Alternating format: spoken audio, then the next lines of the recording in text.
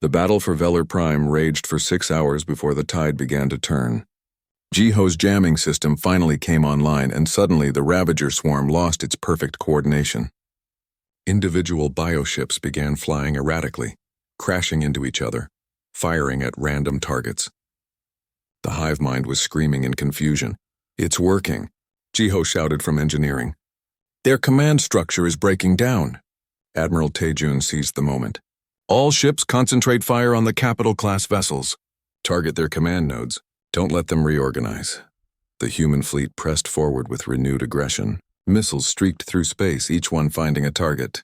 Railgun rounds punched through bioships like bullets through paper. The Ravagers tried to adapt, but they were facing tactics they had no reference for.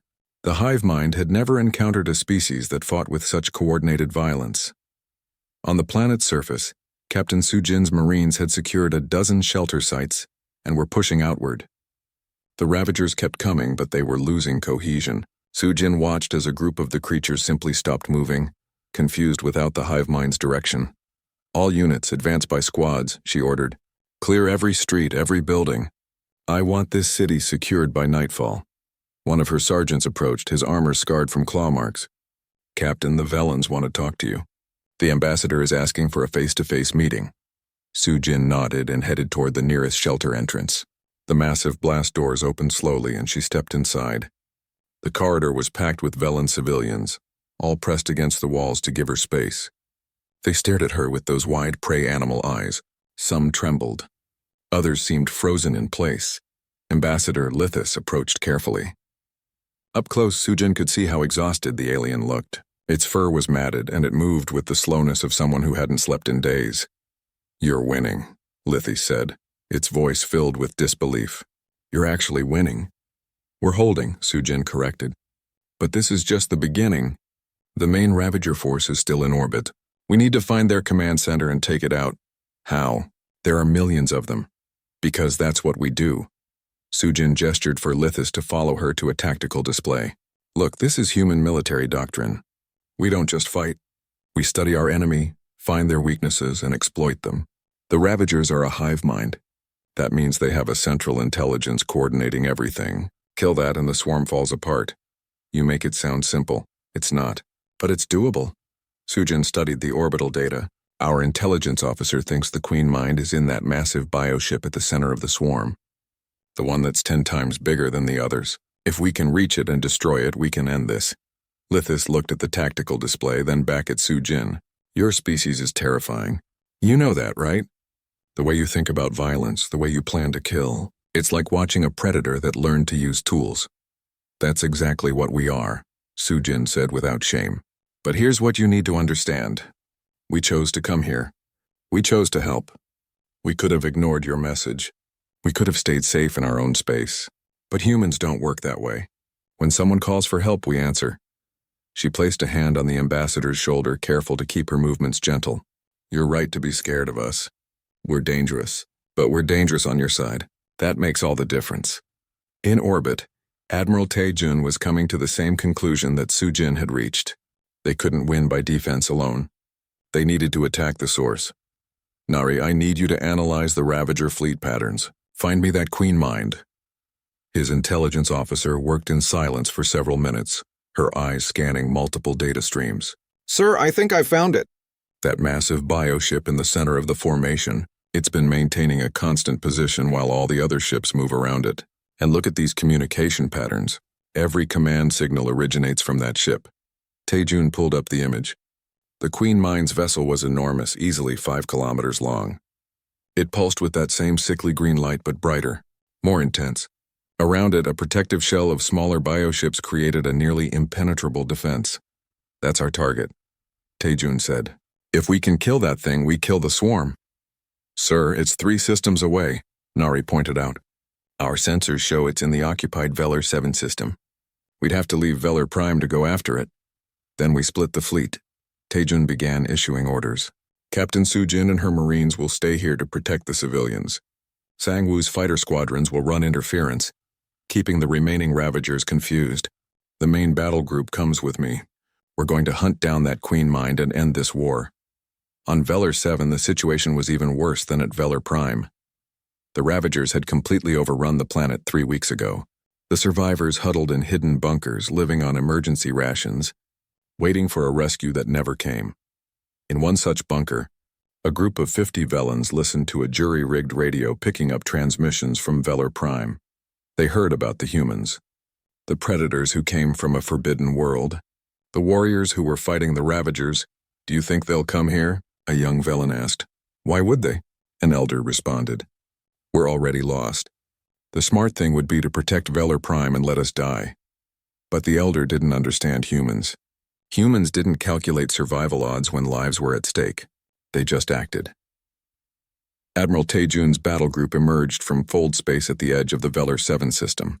Immediately, they detected Ravager bioships everywhere. The planet was surrounded by them, feeding on the dead world's remaining biomass.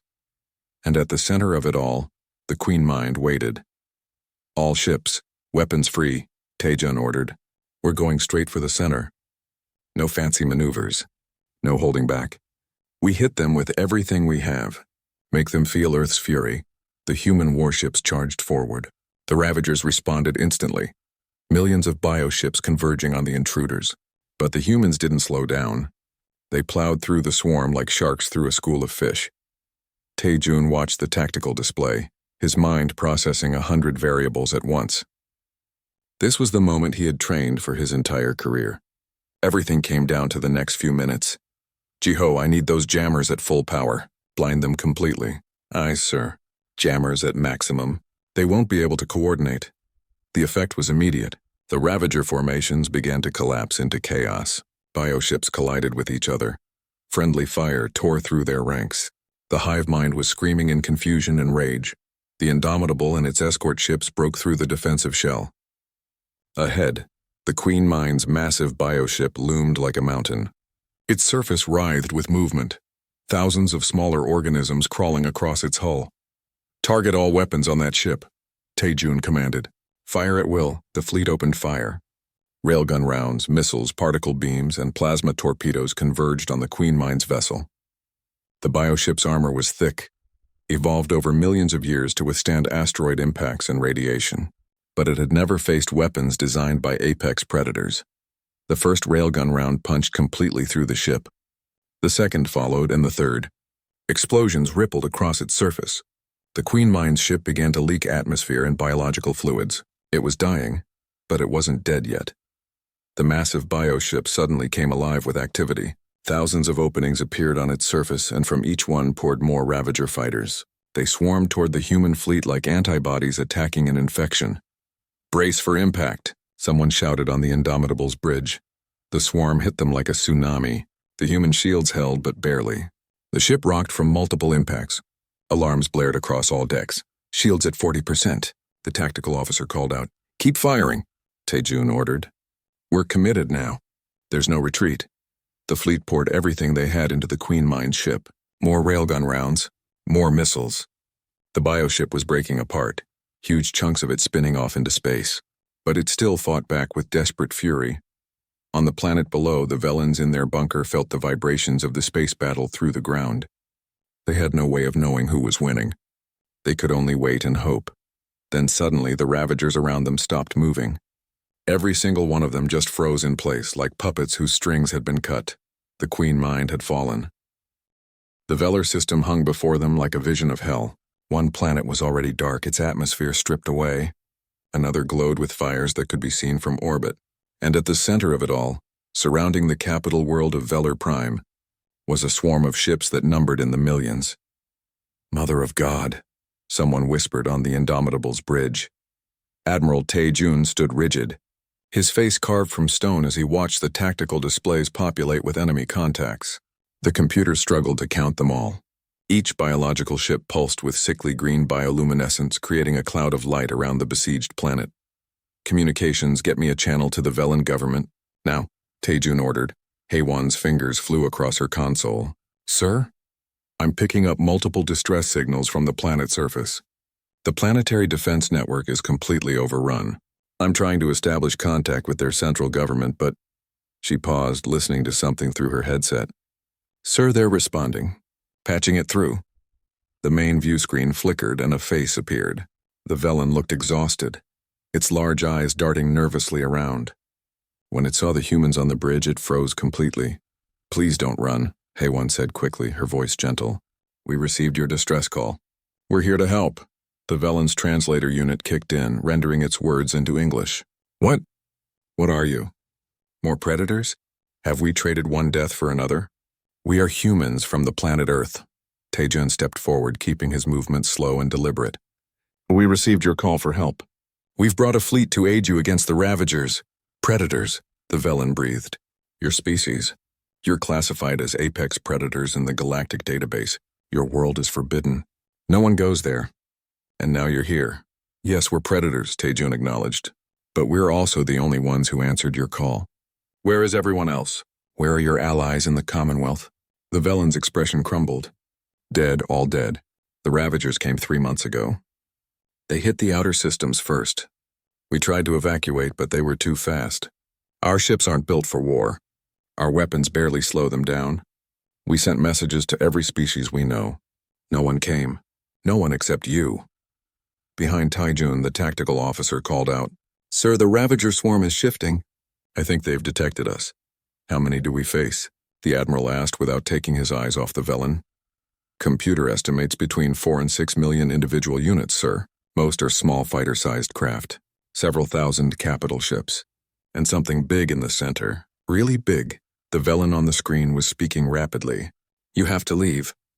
There are too many. They'll consume you like they consumed us. Please just go. At least some humans will survive to warn others." "We didn't come here to run," Taejun said firmly. "What's your name?" "I am Ambassador Lithis of the Velen High Council.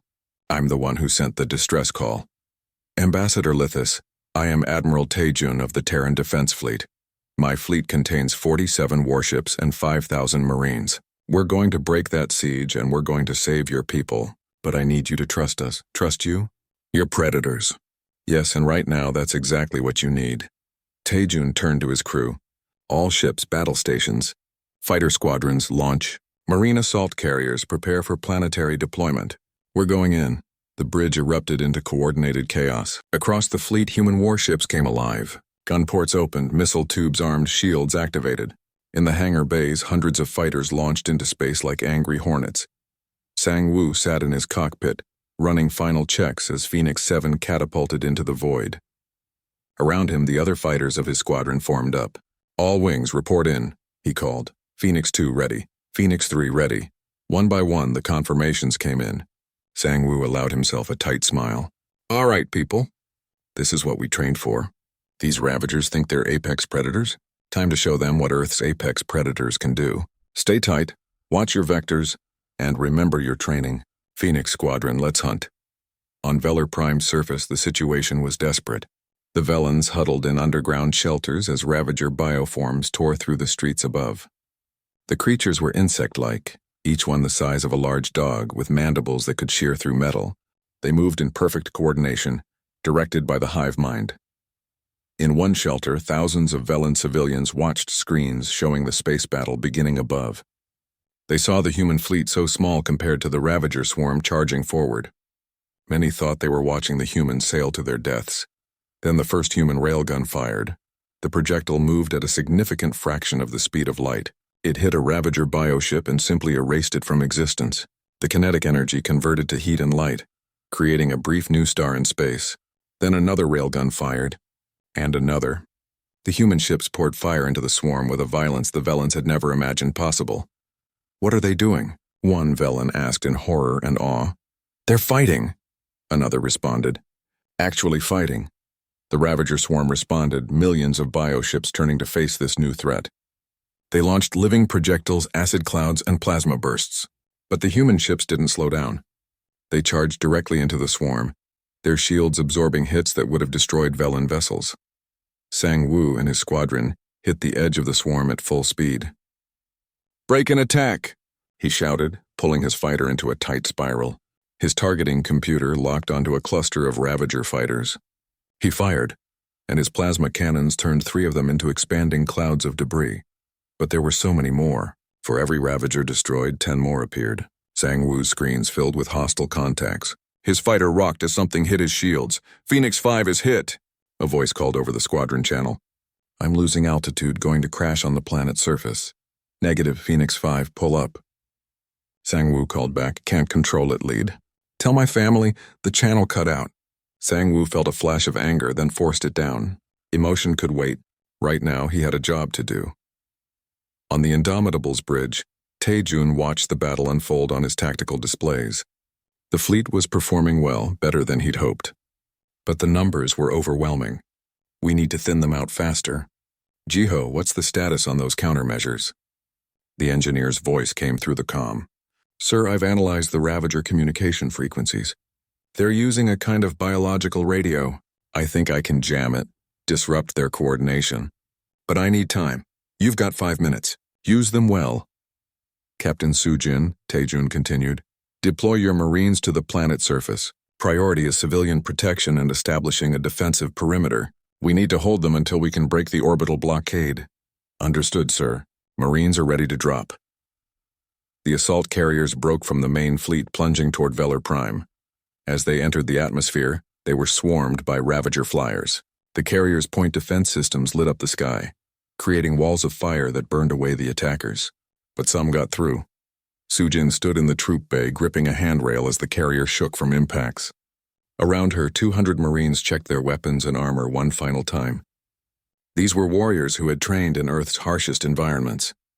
They were ready. 30 seconds to drop, the pilot called. Soo-jin opened the battalion channel. Listen up, Marines.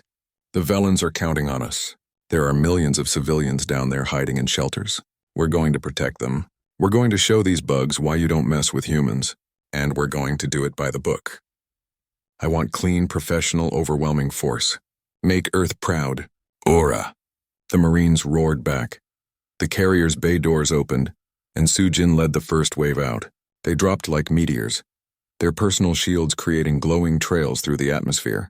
Below, the Ravagers looked up at the falling stars, not understanding what was coming for them. The Marines hit the ground hard. Soo-jin's armor absorbed the impact, and she came up firing. Her rifle sent hypervelocity rounds through 3 Ravagers before they could react. Around her, the Marines deployed with practiced efficiency, establishing a perimeter around one of the larger civilian shelters. The Ravagers charged at them in waves, but they had never faced anything like human Marines. Creatures that had overwhelmed the peaceful Velans broke against human firepower like waves against a cliff.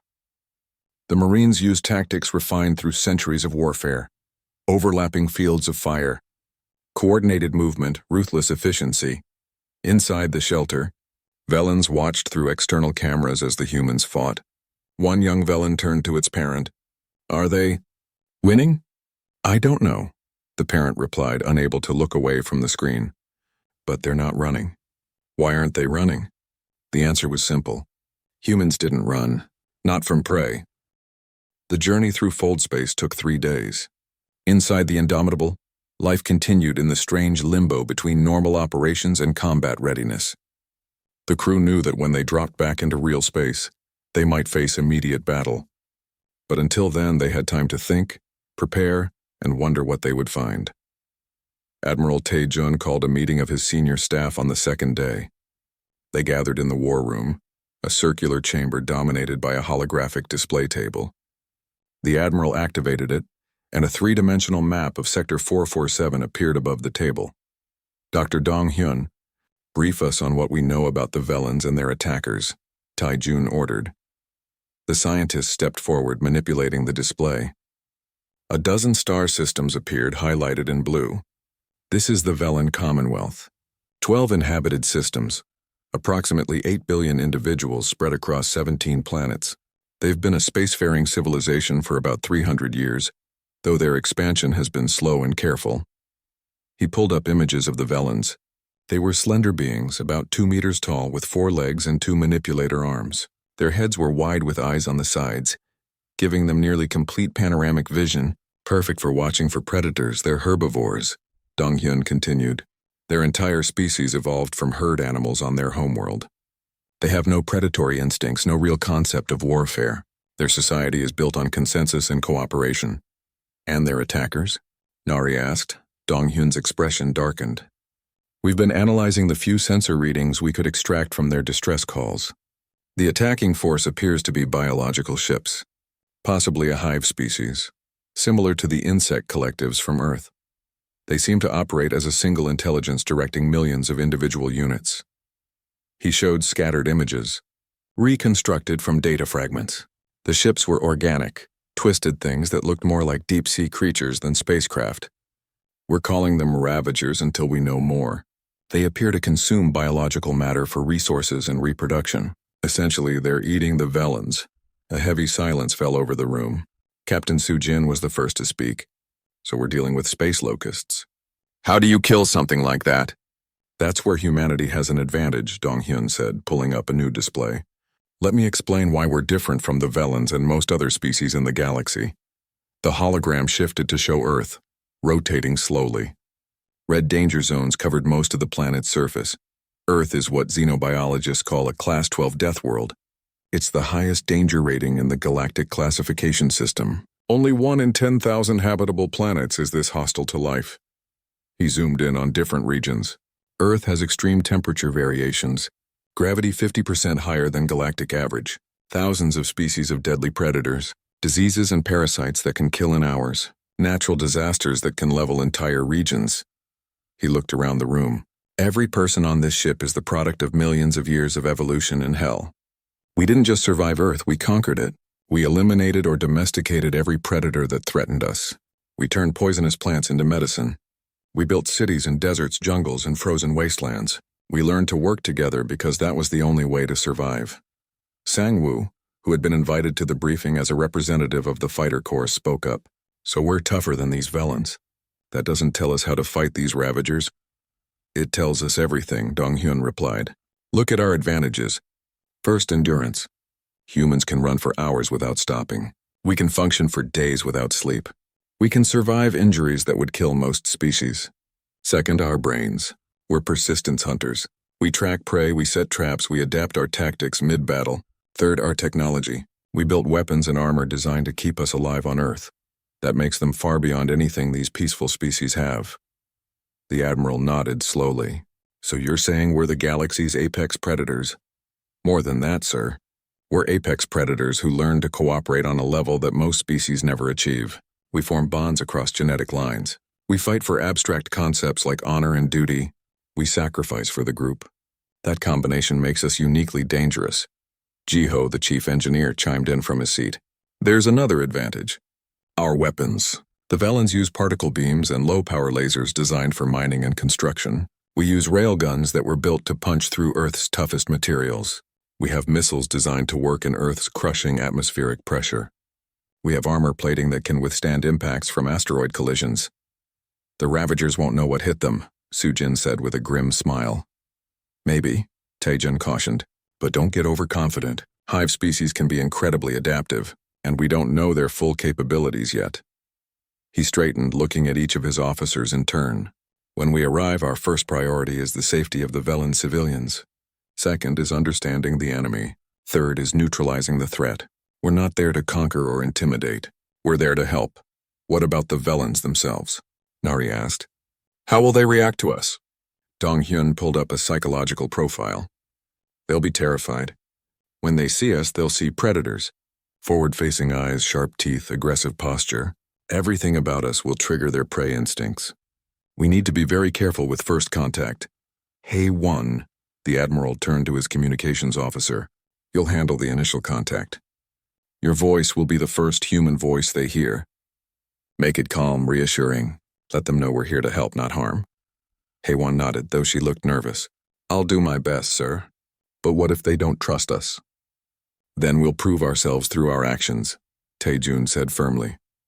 We save their people. We stop the Ravagers and we show them that humans can be trusted.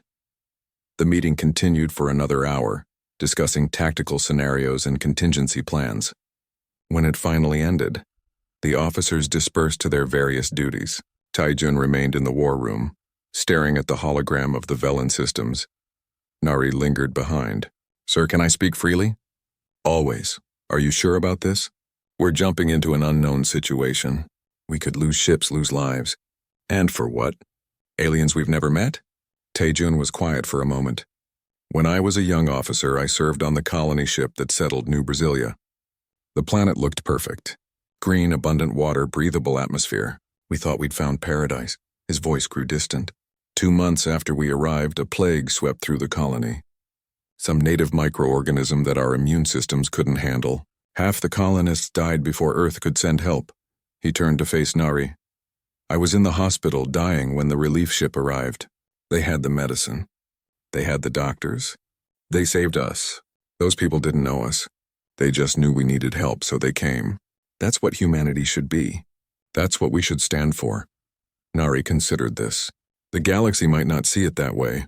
They might see us as dangerous, let them. I'd rather be dangerous and useful than harmless and useless. Taejun smiled slightly. Besides, the galaxy is about to learn an important lesson. The most dangerous predator is the one that chooses mercy over killing. That choice makes us stronger, not weaker. In the lower decks, Sujin gathered her Marines for combat drills. They ran through boarding scenarios, hostile environment protocols, and civilian evacuation procedures. The Marines moved with practiced efficiency, their training evident in every movement. One young soldier, a private on his first deployment, approached Sujin during a break. "Sir, is it true that we're stronger than normal humans? Because we trained on Earth?" Sujin smiled. "Son, there's no such thing as a normal human. We're all products of the death world. But yes, military training takes it further. We push you to your absolute limits because that's the only way to prepare you for what's out there. Every day you thought you might break? That was building the strength you'll need when the real fight comes." "I'm scared," the private admitted quietly. "Good. Fear keeps you sharp. It's the soldiers who aren't scared that worry me. They're the ones who get careless." She put a hand on his shoulder. "But remember this.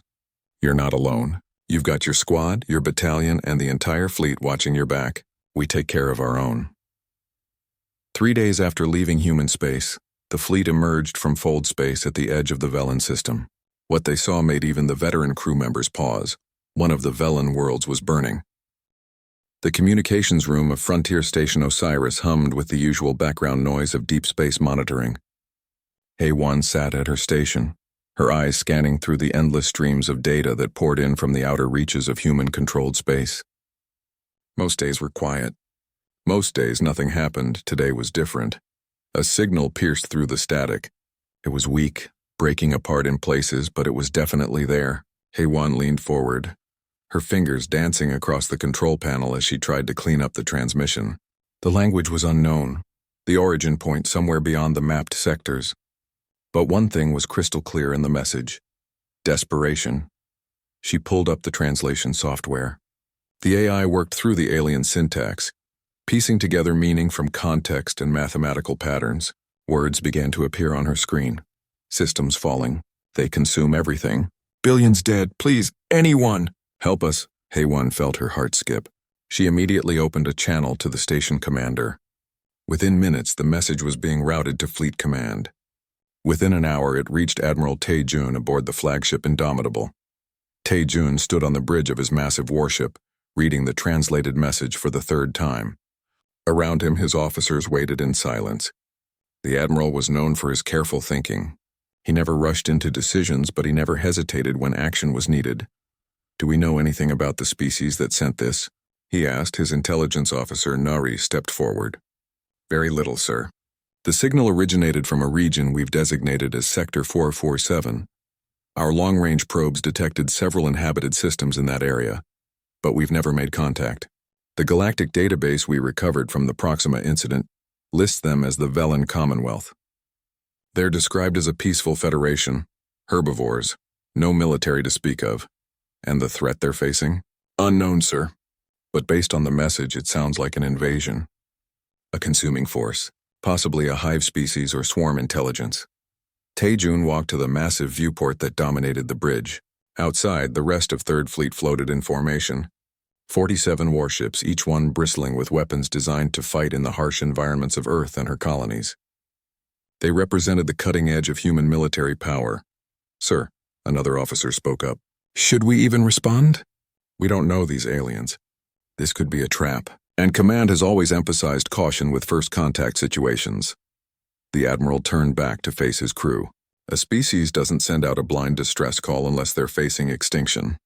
If this is real and we ignore it, we'll be letting an entire civilization die. He paused. Besides, humanity didn't claw its way up from Earth's food chain just to hide in the dark when someone needs help. He made his decision. Nari, calculate a jump route to Sector 447, best speed. Communications, send word to Fleet Command about our intentions.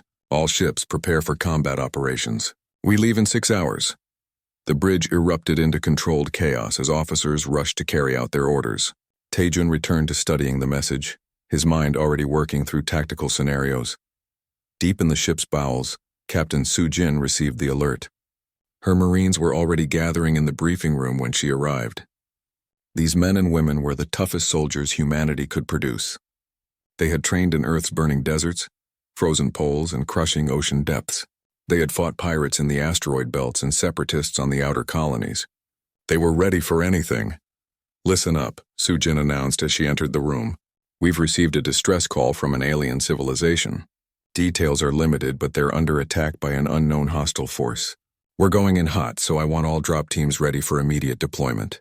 Check your gear, double-check your seals, and make sure your translation units are updated. We don't know what the environment will be like, and we don't know what we're fighting. One of her sergeants raised a hand. Sir, are we making first contact with this species? Possibly. Which means we need to be on our best behavior. But if something is killing them, we need to be ready to return fire. Understood? Yes, sir. The Marines responded in unison. In the science section, Dr. Dong-hyun was already preparing his analysis equipment. As the fleet's chief xenobiologist, first contact scenarios were his specialty. He pulled up everything the database had on the Velen Commonwealth. The information was limited, gathered from old probe data and intercepted communications. The Velens were prey species. Their entire evolutionary history was shaped by running and hiding rather than fighting. Their technology was advanced in areas like agriculture and medicine, but their weapons development was almost non-existent. They had never needed to fight. Their section of the galaxy was apparently peaceful, filled with other herbivorous species that had formed a loose federation based on trade and mutual cooperation. Dong-hyun shook his head. These people had no concept of real predators. They had never faced a threat like humanity, and apparently they had never faced whatever was attacking them now. He recorded a memo for the Admiral. Sir, when we make contact with the Velens, they may be as frightened of us as they are of their attackers. Humans evolved as apex predators. Our eyes face forward for tracking prey. Our teeth are designed for tearing meat. Our body language and facial expressions may be threatening to them. I recommend we proceed carefully. Across the fleet, similar preparations were underway. Fighter pilot Sang-woo ran through pre-flight checks on his strike fighter, nicknamed Phoenix 7. The young lieutenant had logged more combat hours than pilots twice his age. He had survived 3 major engagements and countless smaller skirmishes. His reflexes were sharp, his instincts honed by years of training in Earth's high-gravity environment. In engineering, Ji-ho and his team worked to ensure the fold space drives were ready for an extended jump. The technology was still relatively new, barely 20 years old. It allowed human ships to cover vast distances in days rather than decades, but it was temperamental, and a miscalculation could scatter the fleet across light years of empty space. 6 hours later, the fleet was ready. Admiral Tae-jun stood on his bridge watching as the final checks were completed. The crew was at battle stations. Every ship reported green status. The fold space calculations were locked in. All ships, this is Indomitable Actual. Tae-jun spoke into the fleet-wide channel. We're about to make history. We're going to answer a call for help from a species that doesn't even know we exist. We're going to show the galaxy what humanity stands for: courage, honor, and the will to fight for those who cannot fight for themselves. Helm, initiate fold space jump on my mark. He took one last look at the stars around them. Somewhere out there, an alien civilization was dying. In a few days, they would arrive. The galaxy was about to learn that Earth's children had arrived on the cosmic stage. Mark. The space around the fleet twisted. Reality folded in on itself, and 47 human warships vanished into the void, racing toward a distant cry for help. Behind them, Haewon Station picked up one final fragment of the Velen transmission. It was a single word repeated over and over, please.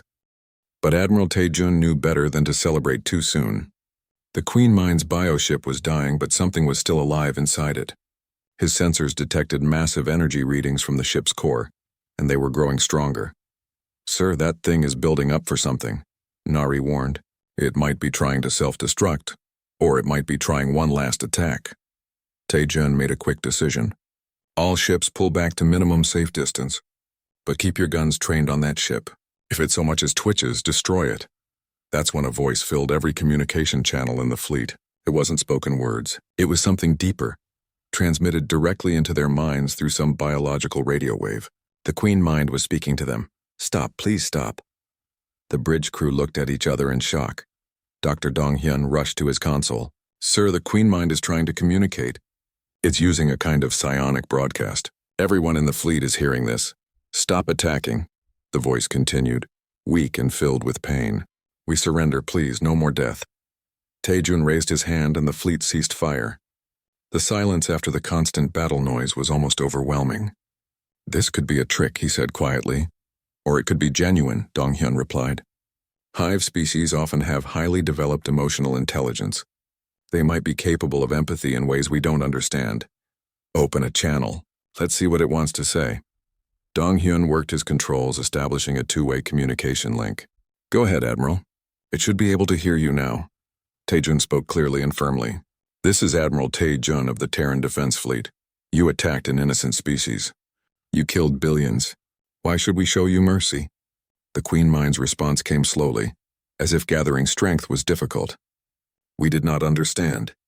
The soft ones, the plant eaters, they expanded into our spawning grounds. They destroyed our nurseries with their farming. Our young died by the billions. We thought they were attacking us. We thought we were defending ourselves. So you decided to exterminate them? We are ravagers.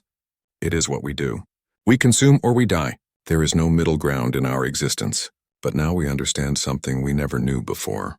There are species that can choose. Species like yours. You are predators, but you do not consume everything. You came to help the prey species. This makes no sense to us, but we see it as real." Taejun glanced at Dong-hyun, who nodded. The xenobiologist spoke into the channel. "I'm Dr. Dong-hyun. I study alien species. Your confusion is understandable. On Earth, we have species like you, insects that exist only to consume and reproduce. But we also have species that learn to cooperate, to form societies, to think beyond simple survival. The question is, can you learn? Can you change?" There was a long pause. Then the Queen Mind spoke again, and this time there was something that might have been wonder in its voice. "Change? We have never changed?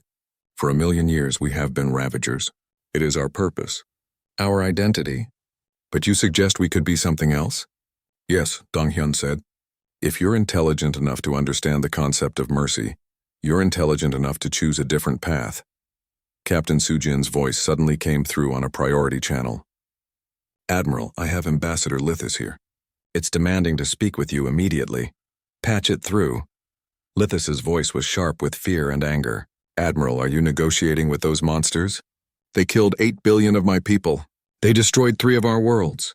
And now you're talking about mercy?" "Ambassador, I understand your anger," Taejun said carefully. "But if we can end this war without more killing, isn't that worth exploring?" "No, they deserve to die." "All of them." The Queen Mind's voice cut in. "The soft one is right. We deserve death. We took life without understanding. We cause suffering we cannot repair. If you wish to destroy us, we will not resist further. But know this, predators from Earth. Before we die, we want to understand. Why did you come? What drove you to risk your lives for strangers?" Taejun thought about the question. It was fundamental, really. The core of what made humans different. "Because we could," he said finally. "Because someone called for help and we had the power to answer. Because we know what it's like to struggle for survival, and we remember the times when others helped us. Because mercy is stronger than cruelty, and choosing to help is stronger than choosing to ignore. These concepts are strange to us, alien." The Queen Mind paused. "But we would learn. If given the chance, we would try to understand. We would try to be more than ravagers." Ambassador Lithis made a sound of disgust. "Don't believe it, Admiral. It's lying. It just wants to survive so it can attack again." "Maybe," Taejun admitted. "Or maybe it's telling the truth. Dr. Dong-hyun, in your professional opinion, is this thing capable of genuine change?" The xenobiologist was quiet for a moment, considering. Sir, I've studied hive species for 20 years. They're incredibly adaptable at a biological level. If the queen mind genuinely wants to change, it could reprogram the entire swarm's behavior patterns within a generation. The question isn't capability, it's intent, and that's impossible to verify scientifically. Then we're back to a judgment call. Taejun looked around his bridge. His crew waited for his decision. He could destroy the queen mind right now, end the threat permanently. No one would blame him. It would be the safe choice. But humans didn't always make the safe choice. Queen Mind, I'm going to offer you a chance, Taejun said. But it comes with conditions. First, you will withdraw all your forces from Velen space immediately. Second, you will help us locate and evacuate any survivors from the occupied worlds. Third, you will submit to monitoring by human observers. We'll help you find new territory, suitable spawning grounds that don't conflict with other species. In return, you get to live. You get to prove that you can change. And if we betray this trust, the Queen Mind asked, then we'll hunt you down and finish what we started today. Make no mistake, we have the capability. We're apex predators from a death world. You've seen what we can do when we fight. Don't make us come after you again. Understood. We accept these terms. Ambassador Lithis was practically screaming now. No, Admiral, you can't do this. The Council will never accept it. You're letting our people's murderers go free. I'm not letting them go free, Taejun corrected. I'm giving them a chance to make things right. There's a difference. Ambassador, I know you've lost people. I know you're angry. You have every right to be. But continuing the killing won't bring them back. Creating peace, even imperfect peace, is better than creating more corpses. He switched to a private channel with Sujin. Captain, I need you to handle something delicate. The Velens are going to be angry about this decision. Some of them might try to attack the Ravagers during the withdrawal. I need your Marines to keep the peace. Can you do that? Sujin sighed. Sir, are you sure about this? Letting these things live? No, but I'm not sure that killing them all is right either. Sometimes, Captain, the right choice is the one that's hardest to make. Understood, sir. We'll keep the peace. Over the next 3 days, the Ravager swarm withdrew from Velen space. Under human supervision, they located 17 bunkers of survivors on the occupied worlds. The Queen Mind personally directed rescue operations, using its swarm to dig out trapped Velens and transport them to safety. It was strange, watching the Ravagers work to save the same species they had been trying to exterminate days before.